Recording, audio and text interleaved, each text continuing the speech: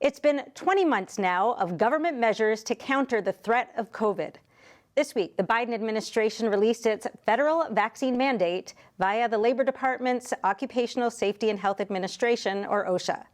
The new rules are, as of January 4th, employers with 100 workers or more must ensure their employees are either fully vaccinated or tested weekly at their own expense. The unvaccinated must also wear a mask at work, and that starts on December 5th. The rules affect about 84 million workers, or roughly two-thirds of the labor force. The second rule for workplaces that are part of Medicare or Medicaid, so nursing homes, hospitals, and the like, everyone there needs to be vaccinated, and their staff don't have a testing option. This affects another 17 million people. The cost of noncompliance, fines up to $14,000 per violation.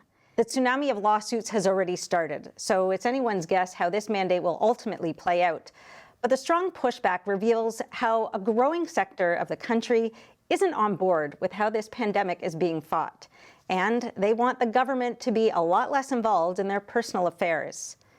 We have the right man with us to discuss all of these dynamics. John Tamny, the director of the Center for Economic Freedom at FreedomWorks and an author. His latest book is titled When Politicians Panicked, the New Coronavirus, Expert Opinion, and a Tragic Lapse of Reason. John, welcome. Yes, thanks so much for having me. So it seems that, from my point of view, a mindset has become entrenched in most countries that big government actions are needed to fix this big problem. These OSHA rules that I just mentioned are affecting 100 million people, with potentially more to come, and that's only the latest iteration. So I want to know from you, why? How did all this become the orthodoxy? It wasn't necessarily the only way to go. No, it certainly wasn't. And it's as though the 20th century never happened. We tried central planning. We tried governing from the commanding heights, essentially, in the 20th century, and it was a disaster that had a body count of 100 million people. And so to go back to that, whereby there are national plans to not just vaccinate, but force vaccination on people, defies basic common sense. You cannot force outcomes on people.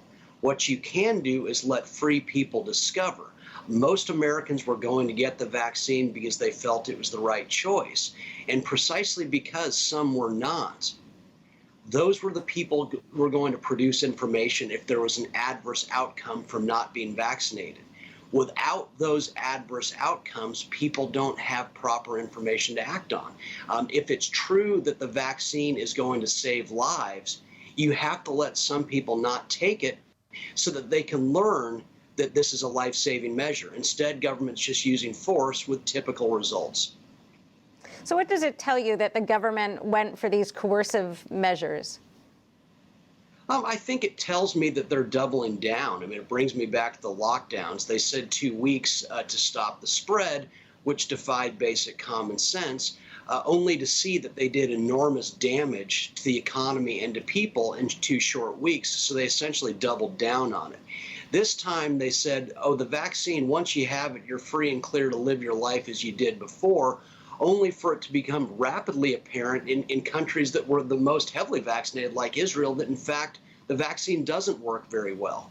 That sick people, in particular very old, very sick people, were still getting the virus and still dying from it. And so, but having endorsed it as essentially the cure for all of our ills, they've got to stick to their guns, because to reverse course would be for them to acknowledge everything they said before when they said when they said the vaccine was peerless, it didn't make any sense.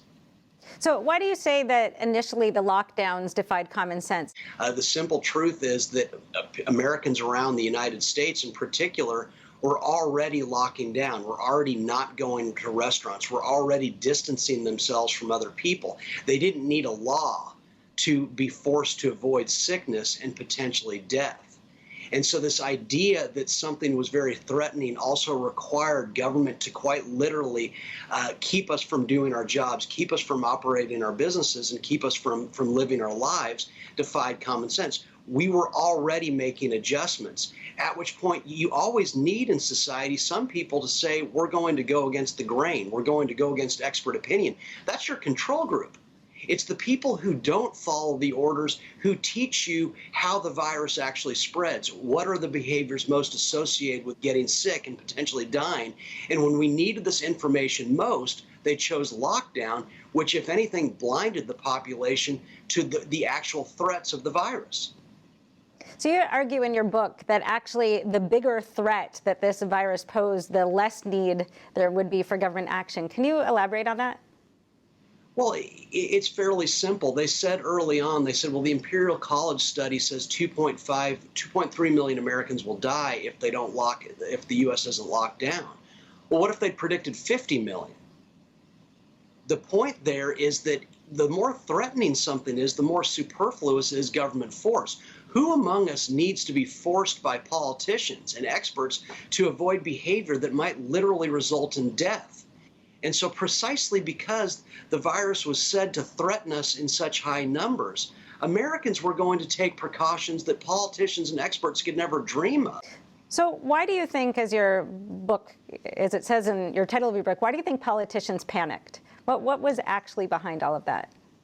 Oh, politicians do believe it's their job to essentially nanny us, to essentially protect us. No one crossed oceans and borders risking their lives so they could get security in the United States. People came to the United States to have their right to live their lives as they desired protected. They were not coming here to have politicians protect them from ill health and from viruses that have been a fact of life as long as humans have roamed the earth.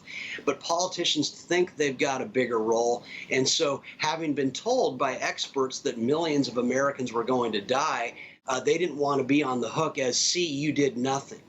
But see, the trick is always do nothing. People are smart. The people are the marketplace. They were going to make wise decisions on their own. Again, no one needs to be forced to avoid behavior that might result in death.